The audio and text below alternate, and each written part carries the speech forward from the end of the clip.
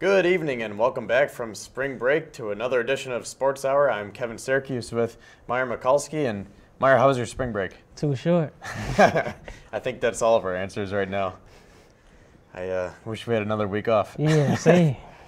So let's get things started off with some Fredonia Sports here, and then got a whole slate of action coming your way tonight. Gonna talk some March Madness in addition to what we normally talk about. So first of all, the Fredonia Blue Devils baseball team won 7 out of their 10 games down in Florida over spring break, including going a perfect 6-0 in SUNYAC play. Senior outfielder Kevin Uranek is leading the team with a .400 average with 4 home runs and 21 RBIs, while junior utility man William Clifford has 20 hits and 15 RBIs to go with his .385 average. Senior Luke Kazuski is 3-0 with a 1.33 earned run average, while sophomore Nick Carollo is 2-0 with a 1.76 earned run average. The Blue Devils are now 9-5 overall and return to action Saturday as they head to Cleveland for a doubleheader versus Case Western. The softball team finished their Florida trip with 5 wins and 7 losses to bring their record to 5-9. Freshman outfielder Maddie O'Hara is leading the Devils with a .378 average, 14 hits, and 7 RBIs. On the mound, junior Sam Seeger is 2-4 with a 3.30 ERA and has tossed 4 complete games, while junior Katie Uden is 1-4 with a 1.33 ERA and 2 complete games. Fredonia returns to action on March 30th as they host Buff State for a doubleheader to open up SUNYAC play. And finally, the women's lacrosse team went 1-2 during their Florida trip. The Blue Devils defeated Gordon on Wednesday but lost to Smith on Monday and Salem State on Thursday. In the win versus Gordon, junior Madeline Haney and freshman Alyssa Kissel had 5 goals each, and senior Jen Kirshner had 4. Sophomore Allie Kuhn leads Fredonia with 28 points, while Haney has 19 and Kissel has 18. The women return home to host DUville tomorrow at 5 p.m. at University Stadium. All right, so that will wrap up our Fredonia sports segment. So, Meyer, let's jump right into the NBA. So, what are your thoughts here as we last talked about the NBA 2 weeks ago? I mean, at this point, the standings pretty much are what they are.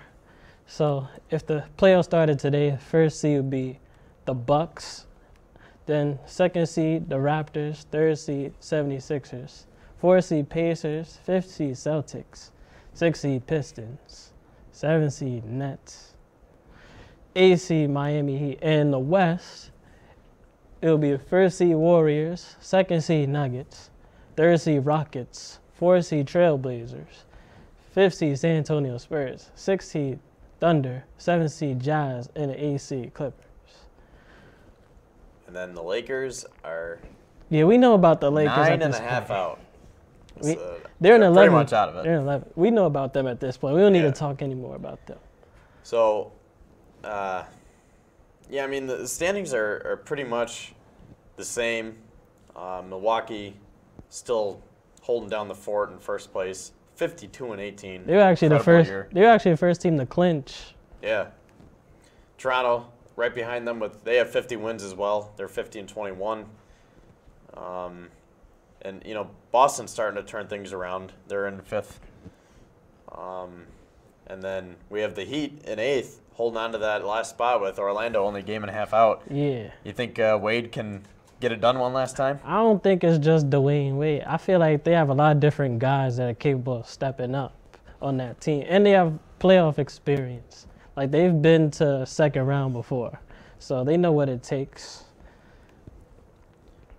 Yeah. And then in the West, Warriors and Nuggets. I mean, the Nuggets have done a great job this year of, you know, just playing well and not letting the Warriors control the West. I mean, they're both 47-22. And, I mean, especially with Nikola Jokic, I mean, Yeah. he's... And they both just recently clinched a playoff spot as well. Yeah. And then, you know, the Rockets with James Harden, obviously, they started out the season pretty slow. They weren't even in the playoff And the picture. Thunder and the Jazz started off slow as well. Yeah, and the Trailblazers, too. Yeah. And the Spurs. The Spurs were just in 8th a couple weeks ago. Now they've jumped right up into 5th. So, But it goes to show you it's not how you start, it's how you finish. exactly.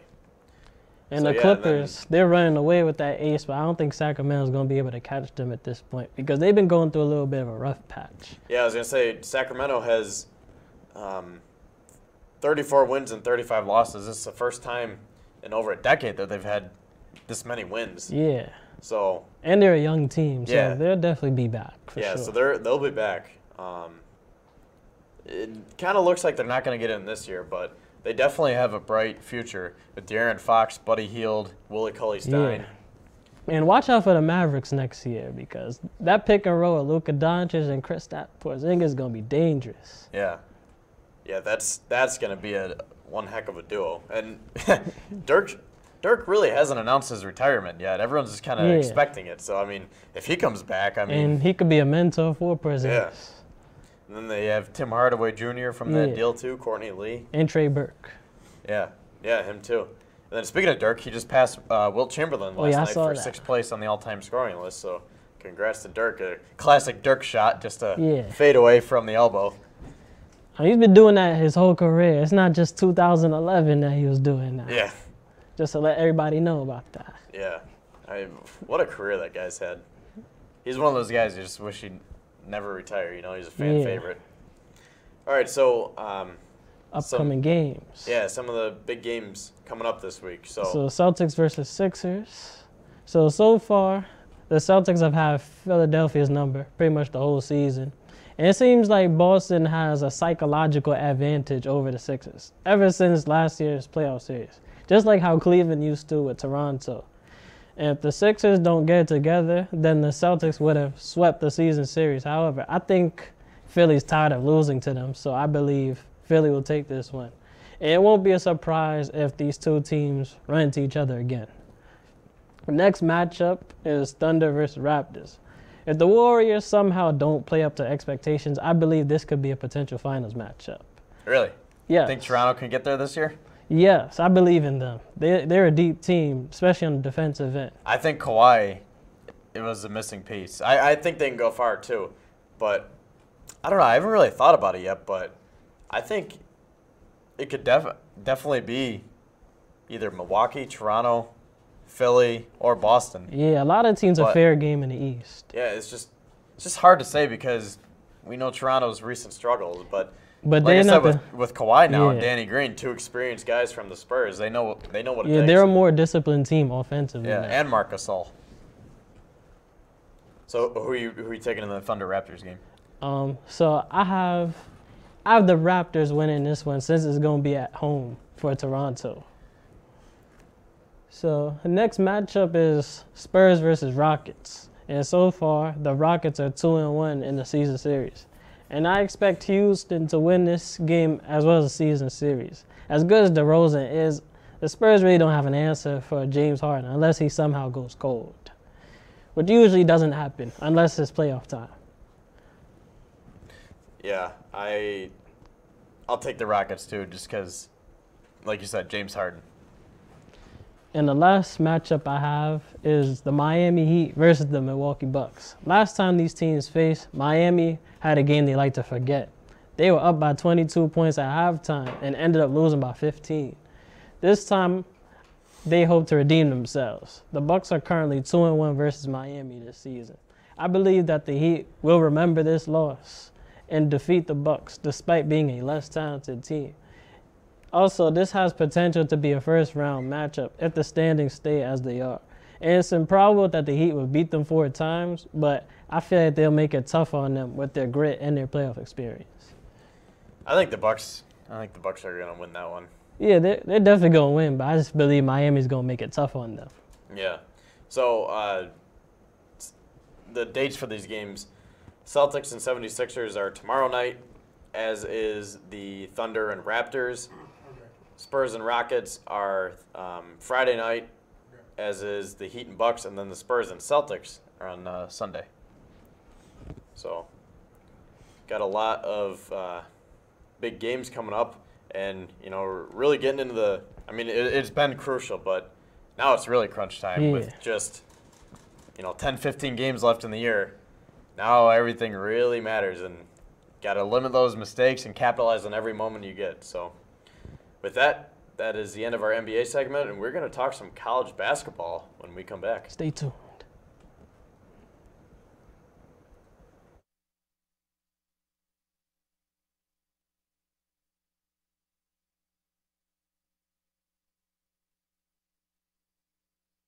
I'll be right back.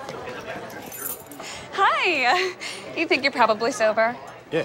But you're thinking about taking the back roads home, just in case. If you're probably sober, then why would you do that?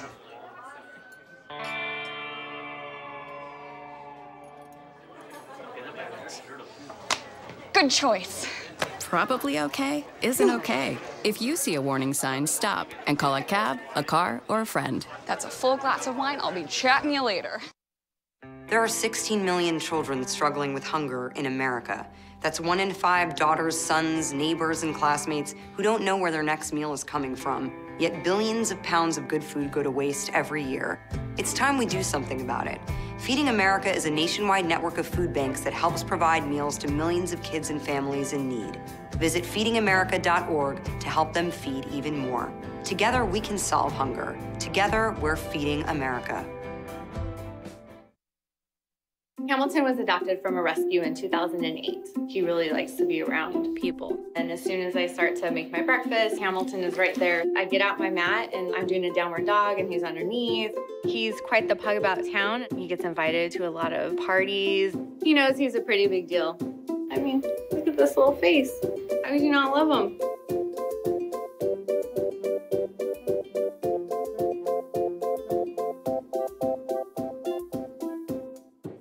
It's me, Artie. Come see what I collected from the Creative Galaxy in my idea box. Transform your world. Will you help me make art? Before you throw it away, Hey, I have an idea.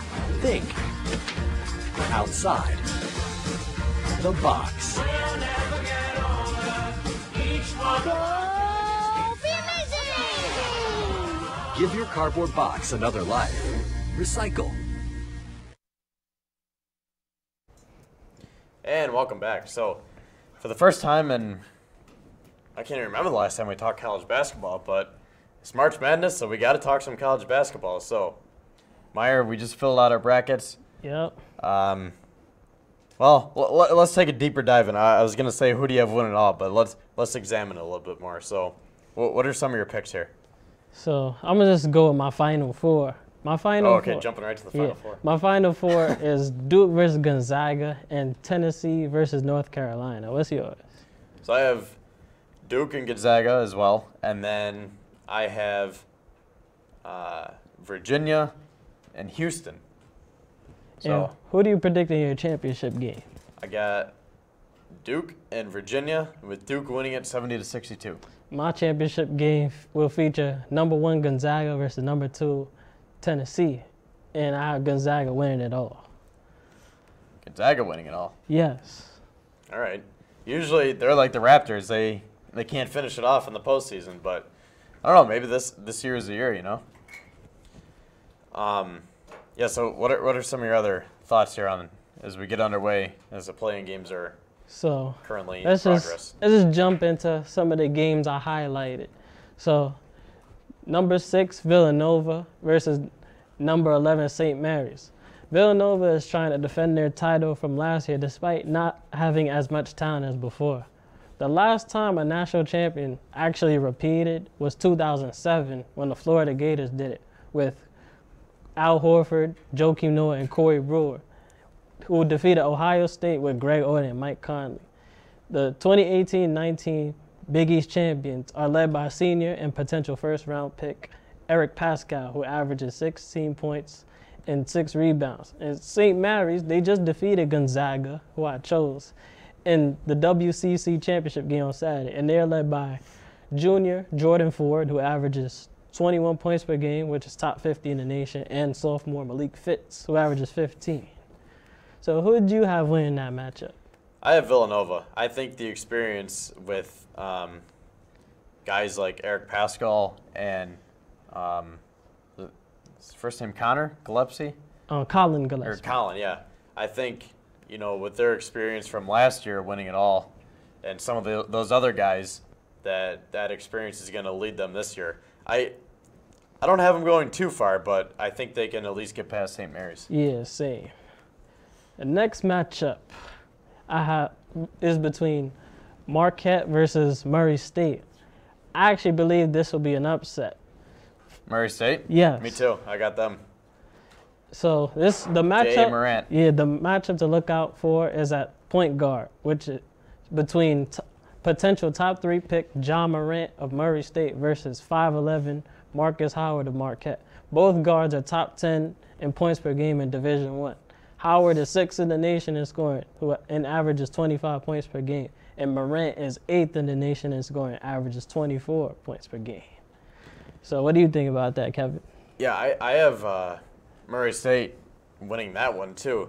Let's see, I have, looking at the bracket now, I have Murray State beating Marquette, and then I have them beating Florida State too. I have them with 2 upsets. Wow. I think Morant is really good, and I think he's better than most people think, and I think Murray State's better than most people think, and I think they could be a Cinderella team this year. A lot of people don't watch them play because they're a smaller team. Yeah, and they don't get a lot of national attention. So, but yeah, I think Morant can really lead this team, and he's a projected top 5 pick too. Yeah. So he might go as high as 2. Yeah.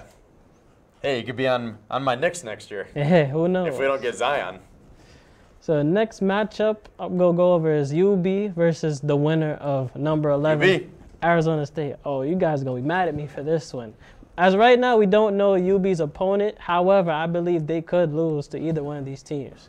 So if they were to face Arizona State, they would have to deal with potential first-round pick and Pac-12 Freshman of the Year, Lugens Dort, who averages 16 points a game. And if they faced St. John's, they would have to deal with first-team All-Big East point guard Shamori Pons, who averages 19 points a game and 5 assists a game, which is a lot for college basketball. And an interesting side note of that, Bobby Hurley coaches Arizona State. He left UB a few years ago to go to Arizona State. So I would love for I would love for Arizona State to beat St. John's and for UB to get Arizona State on Friday. However, Friday afternoon at 1 in Tulsa, that would be an awesome matchup. And if UB could beat Arizona State and be like, there, take that, you know. That'd be awesome. That being said, I believe UB will be a tough out, as they showed in last year's tournament, because they do have guys like their guard, C.J. Massenberg, who averages 18 points a game and 6 rebounds, which is impressive for a guard. And they have Nick Perkins. Yeah, Massenberg, Jeremy Harris, Nick Perkins, Devontae Jordan, Dante Carruthers, Montel McRae. Yeah. They just have so many weapons, and they have a lot of depth and a lot of experience. And I think this is the year. I mean, a lot of these bracketologists are picking UB to go far. Yeah. I have them in my Elite 8. I have them losing to Gonzaga in the Elite 8. I have them beating, let's see, I have them beating either Arizona State or St. John's. I have them beating Texas Tech, and then I have them beating Michigan. Wow. Yeah, last year. I think this is the year they can really do it. Last year they shocked the world, but this year they're not going to sneak up on anybody. So they're going to have to be on their A game against whoever they face. Yeah, and the final AP polls came out. They're ranked 15th in the nation. They are 31-3.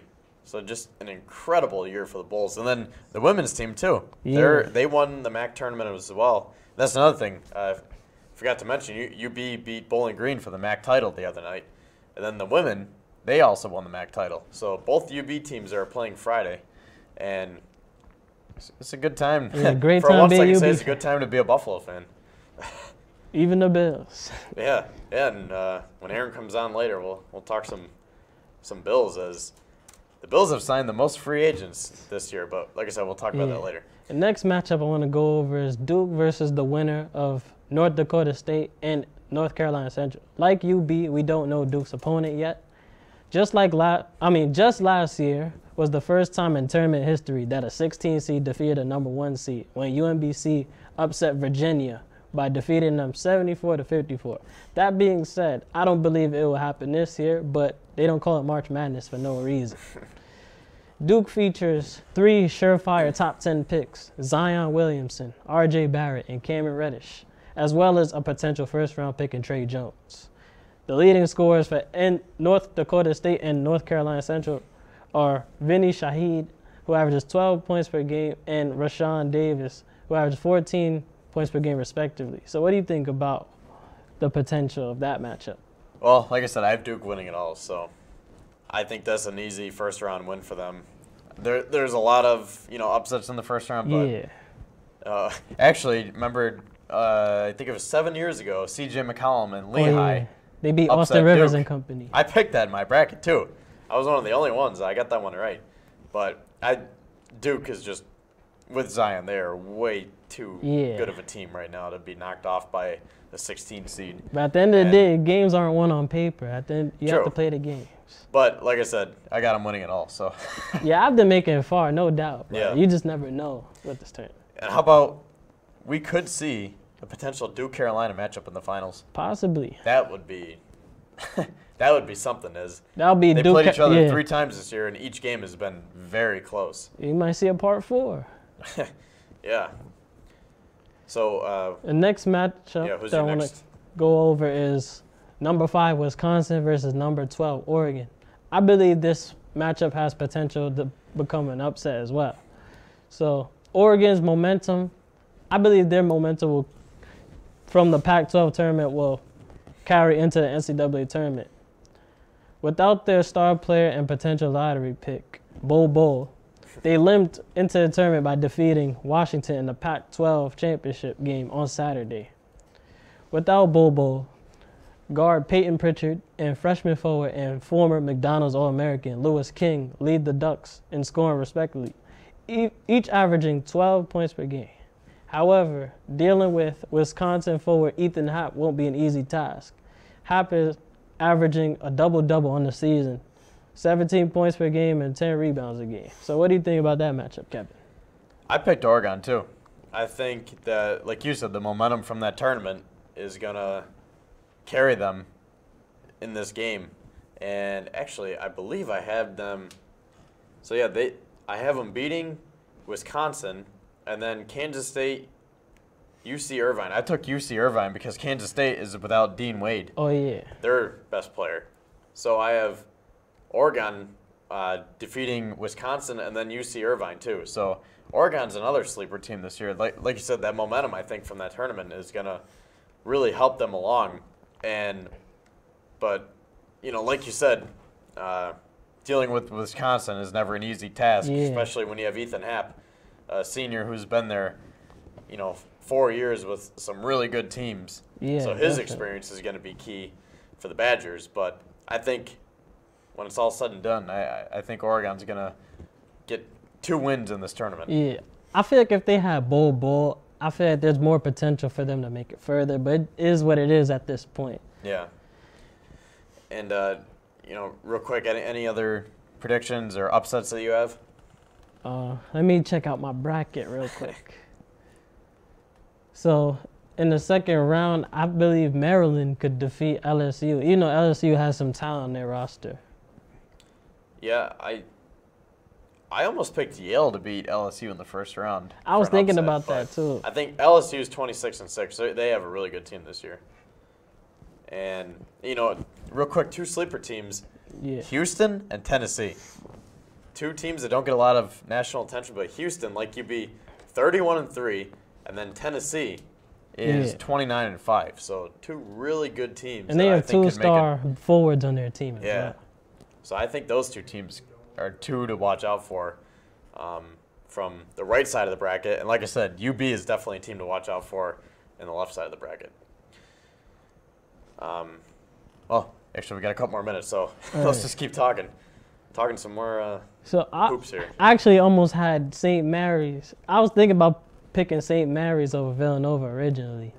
But I was like, Villanova's been there, done that. I don't think they would just go out in the first round like that. Yeah. I also think that that Nevada is another team too, because they started out really hot this year too. They're Well, actually, they're still 29-4. They were ranked higher earlier in the season, but I think they're another team to watch out for too. Which game would you say you had the toughest time picking? There are a lot of tough ones because you just never know. Yeah. Usually the 7 and 10 ones are the toughest ones because they're usually the most even. Or like team. the 8 and 9, like Ole Miss and Oklahoma. Yeah. I mean, those are toss-ups. Ole Miss is 20-12, Oklahoma's 19-13, but. And there's more of a chance you get those wrong too. Yeah. Well, we'll see. Next week is the 26th, so that'll be in. Well, let's see. That'll be the round of 32. So we'll know the first couple rounds by then, and then it'll get really interesting. Yeah. So stay tuned. Speaking of interesting, got some UFC coming up. Stay tuned.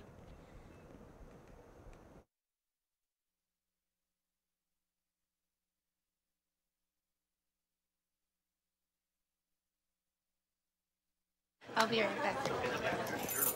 Hi. You think you're probably sober? Yeah. But you're thinking about taking the back roads home, just in case. If you're probably sober, then why would you do that?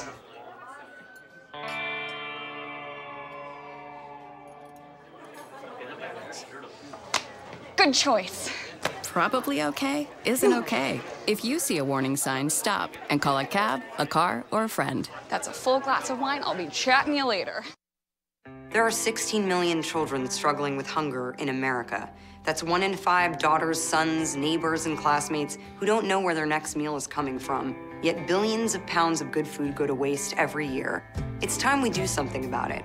Feeding America is a nationwide network of food banks that helps provide meals to millions of kids and families in need.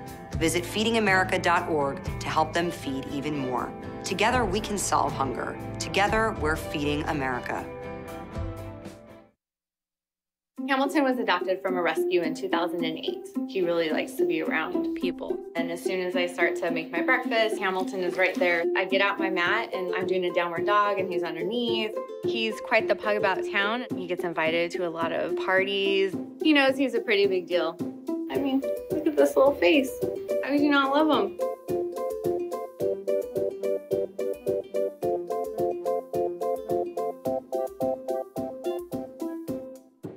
It's me, Artie. Come see what I collected from the creative galaxy in my idea box. Transform your world. Will you help me make art?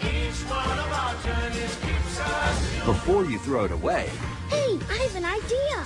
think outside the box. Go be amazing! Give your cardboard box another life. Recycle. All right, welcome back. So, Crescenzo, how was your spring break? I think like everyone watching the show, well needed. Yeah. Definitely well needed. Yeah, and you live in Long Island, so that's Yeah. you don't get home often, huh? I had to drive back up, and let's just say it was a 9.5-hour drive, and it was, it wasn't that good. Okay. So, what do you think about the UFC over the week? So over the weekend, it was. I'm just gonna let you take it away from here. So. Yeah. You're gonna let me take it away, huh? Yeah. So Well, go right ahead. A lot of good fights. I think this was a really good card, and obviously, when we're over break, I think I'm gonna say this real quick. Obviously, Conor McGregor, he got arrested for doing something really stupid, and can't do that. You can't smash someone's phone, and pretty much that's what he did. He's lucky though because he was 5 days after his probation period, where he was, what happened in April, throwing the dolly in the bus. Everyone knows about it, and because of that, he was able to be lucky and not really go to jail. Because if he was during that, if it wasn't like 5 days later, he would have went to jail. Anyway, let me get to the fights this weekend. DeKessie versus Duffy. DeKessie was on a 3-fight losing streak. I thought he was overrated. I thought he was going to lose. I thought Duffy was going to come out with the upset, but I mean, Mark DeKessie looked absolutely sensational. He looked like the talent that the UFC was really projecting him to be. And I was really impressed with his leg kicks. His leg kicks were hard. They were low calf kicks, and what that does, it really makes you unstable. Joe's a tough guy, but he really needs to check kicks, and that was the main issue in that fight. I might sound a little angry with this one. It's Volkan versus Dominic Reyes. Volkan Oezdemir, obviously from Sweden, and he got robbed. I mean, straight up robbery. Literally, if I was taking your wallet right in front of you and then they blamed it on you for losing it.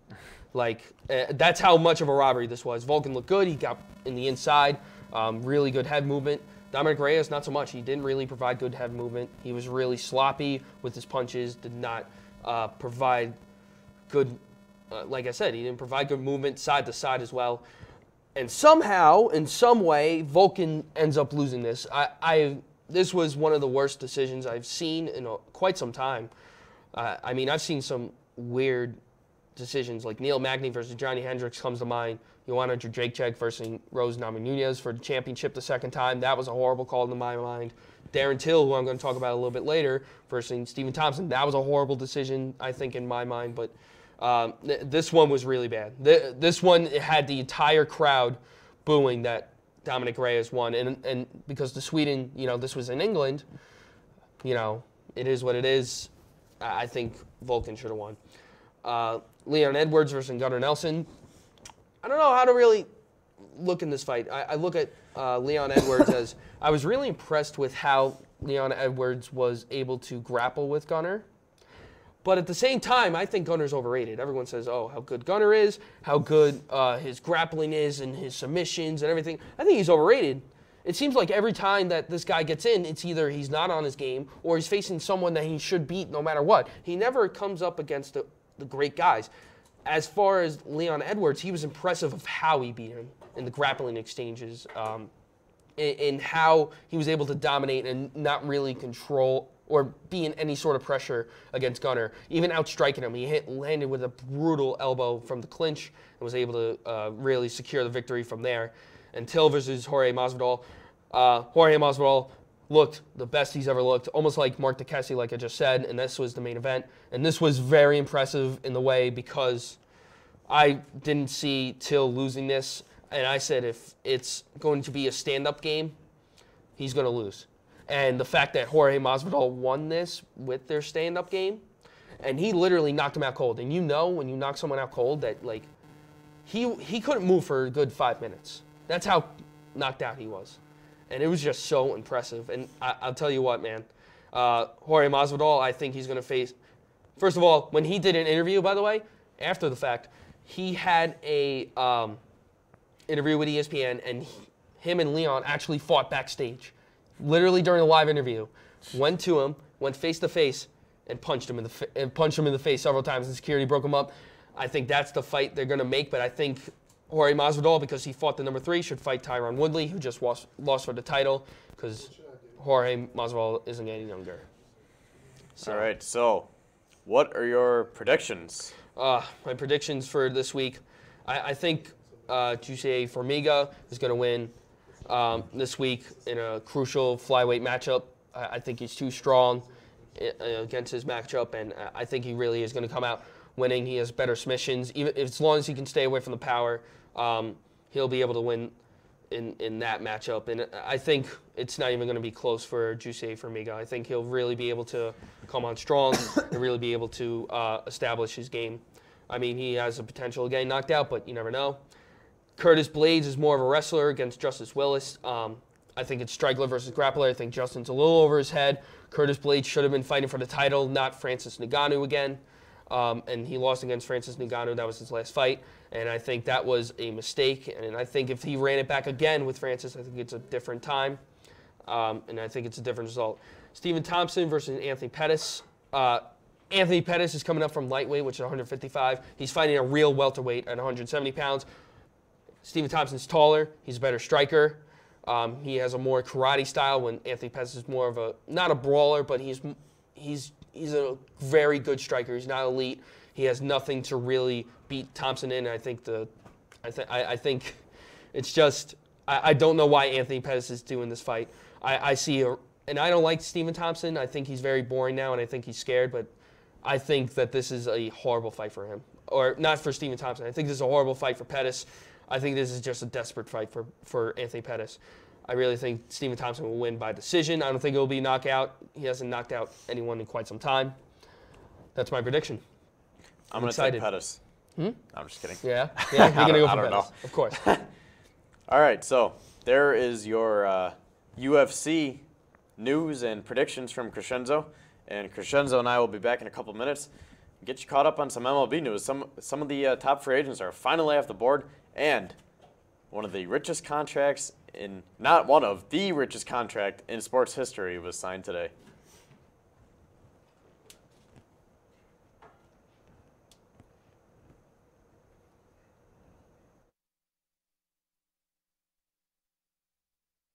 I'll be right back. Hi. You think you're probably sober? Yeah. But you're thinking about taking the back roads home, just in case. If you're probably sober, then why would you do that?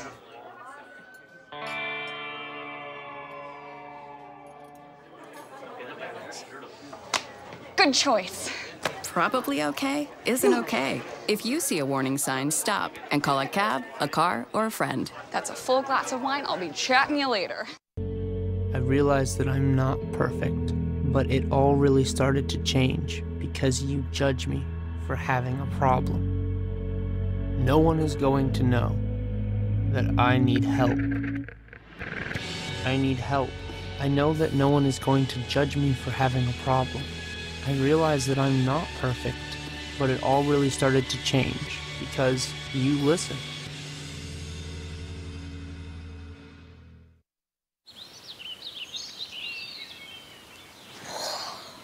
Oh, look, a redhead. Staring contest.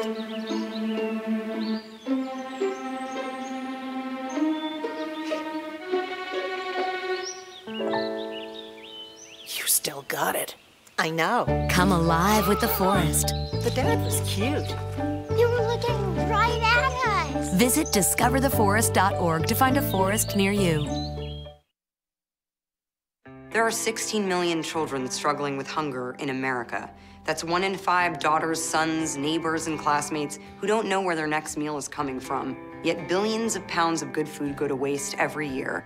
It's time we do something about it. Feeding America is a nationwide network of food banks that helps provide meals to millions of kids and families in need. Visit feedingamerica.org to help them feed even more. Together, we can solve hunger. Together, we're feeding America.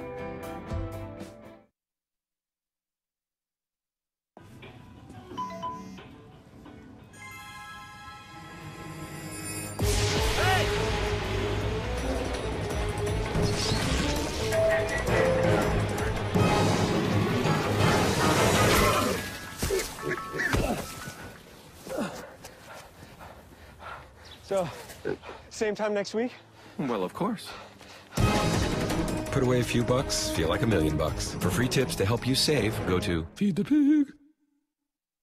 Hamilton was adopted from a rescue in 2008. He really likes to be around people. And as soon as I start to make my breakfast, Hamilton is right there. I get out my mat and I'm doing a downward dog and he's underneath. He's quite the pug about town. He gets invited to a lot of parties. He knows he's a pretty big deal. I mean, look at this little face. How could you not love him?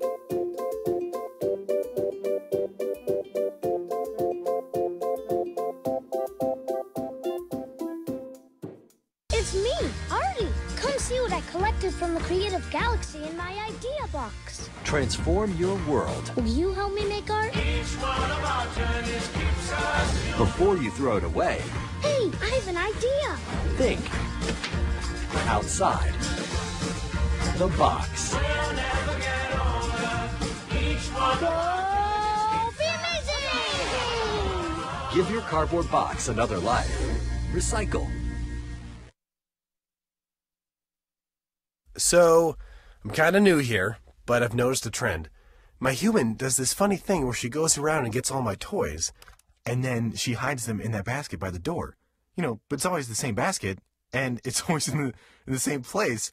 And then she acts so surprised when I find them, but, you know, she's putting them in the same basket. Again. It's like, hello? That's where you put it last time. You were the worst at hide and go seek.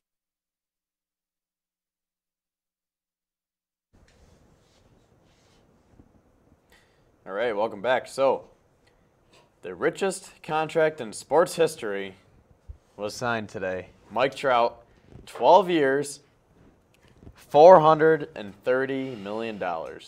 I am still trying to process this, Crescenzo. It's crazy. I mean, what do you think about it? It's pretty much the same thing that I said with Machado and Harper. I love that he stayed. He's committed to the Angels, and he's not leaving them for his hometown of Philly or going to the Yankees or someone. But at the same time, no one's worth that much money. It just bothers me that it's just ridiculous that athletes are getting paid hundreds of millions of dollars. There's a stat on Twitter. Manny Machado is making over $62,000 per hour when the average American makes $47,000 per year. That just is mind-boggling. It's just ridiculous that they're making this much money to play a game, to play a kid's game that they love.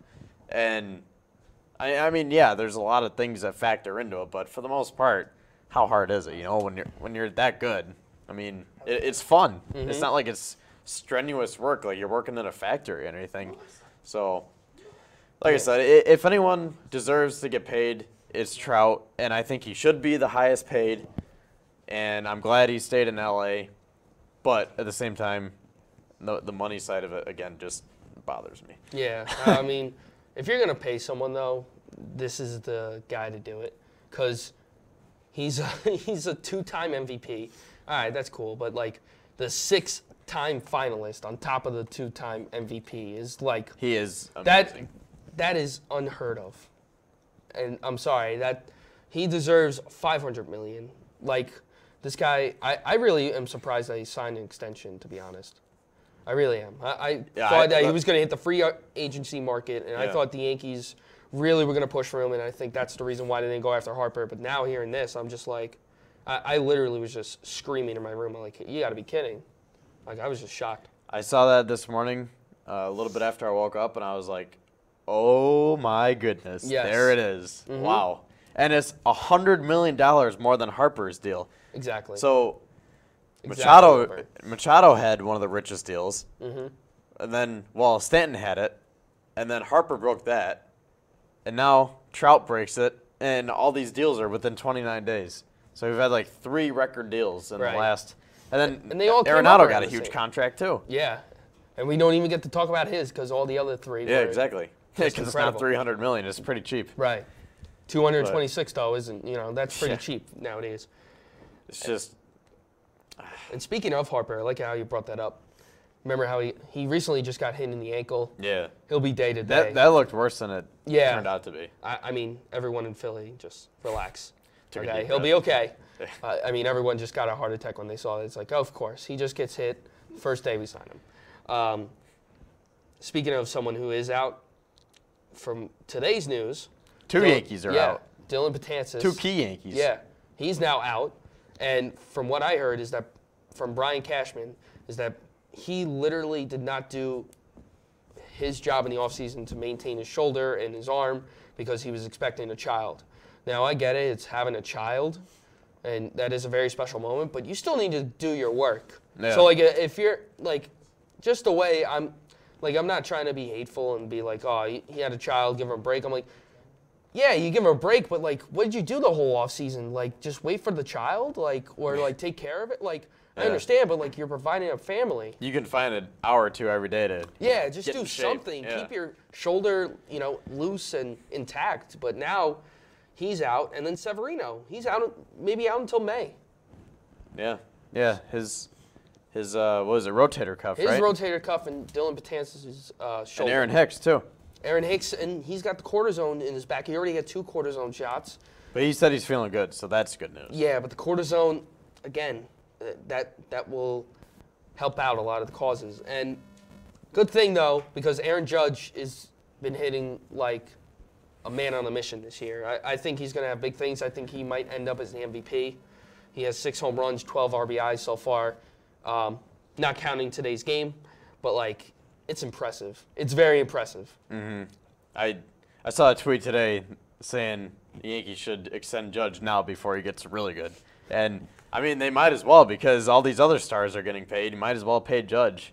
Might as well. I mean, I don't know. I don't know how to feel. I mean, I think he's going to have a really big year. Yeah, I think so too. And then also, which is really good for the Yankees, they signed Gio Gonzalez too. Yes, which is good because Severino, like we said, we don't know what's going on with him and CeCe. So between Tanaka, Paxton, now Gio Gonzalez, CeCe, and Severino when they're healthy, and then their rookies that they have, Domingo Germán. Yeah, I mean, Domingo Germán. You know, and J.A. Happ too. J.A. Happ as well. You know, they're pretty secure in starting pitching the first time in a while, and it's very. The one thing I really want to talk about, actually, it doesn't involve the Yankees, but the Yankees are in a good place, is they signed Carlos Gonzalez. That move. I love that move, absolutely, because they signed him to a minor league deal, the Indians did, and what doesn't make sense to me is that Cargo didn't really get injured last year. I mean, he had a little bit of injury, but he still provided a .276 batting average, 14 home runs, 64 RBIs. But then they signed $23 million for 1 year for Josh Donaldson. That doesn't make any sense. Yeah. Like, he was injury prone. Yeah. Like, all of last year. And he was horrible when he was playing. And even the year before, he was injury prone. So, I don't understand that deal. Do you?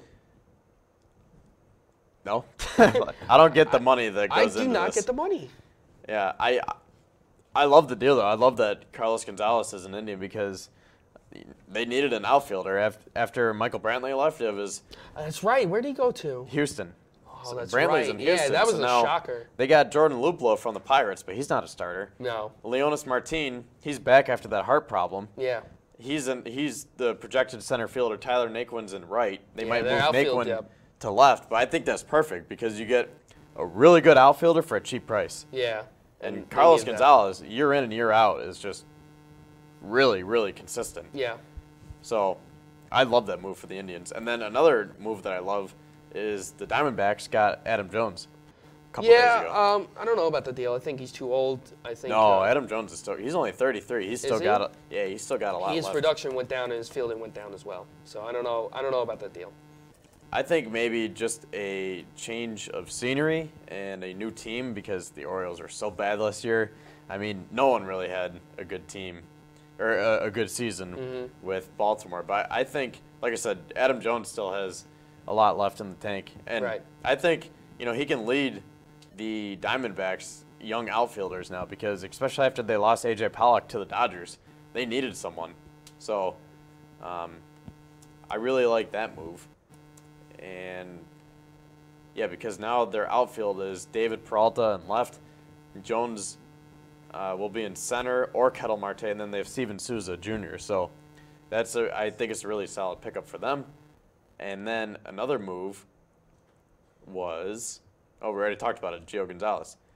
But the moves that are still to be made, so get this. These are all the free agents who are still out there. So we have Chase Headley, Logan Morrison, Brandon Phillips, Jose Reyes, Danny Valencia, Jose Bautista, Austin Jackson, Denard Span, Chris Young, Evan Gattis, Matt Holliday, Bartolo Colon, Giovanni Gallardo, Miguel Gonzalez, Phil Hughes, Edwin Jackson, Dallas Keuchel, James Shields, and Chris Tillman. So 2 weeks from the season, you can make almost 2 teams from the list of free agents. Yeah. Key free agents. So we'll see where they end up. And we'll be back in a few minutes, talk some NFL.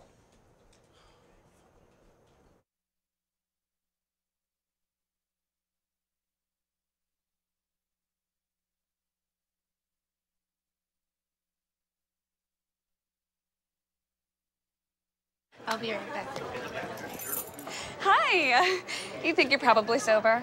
Yeah. But you're thinking about taking the back roads home, just in case.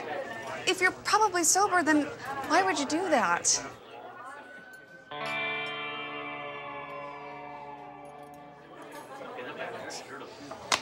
Good choice. Probably okay isn't okay. If you see a warning sign, stop and call a cab, a car, or a friend. That's a full glass of wine. I'll be chatting you later. There are 16 million children struggling with hunger in America. That's 1 in 5 daughters, sons, neighbors, and classmates who don't know where their next meal is coming from. Yet billions of pounds of good food go to waste every year. It's time we do something about it. Feeding America is a nationwide network of food banks that helps provide meals to millions of kids and families in need. Visit feedingamerica.org to help them feed even more. Together, we can solve hunger. Together, we're feeding America. Hamilton was adopted from a rescue in 2008. He really likes to be around people. And as soon as I start to make my breakfast, Hamilton is right there. I get out my mat and I'm doing a downward dog and he's underneath. He's quite the pug about town. He gets invited to a lot of parties. He knows he's a pretty big deal. I mean, look at this little face. How could you not love him?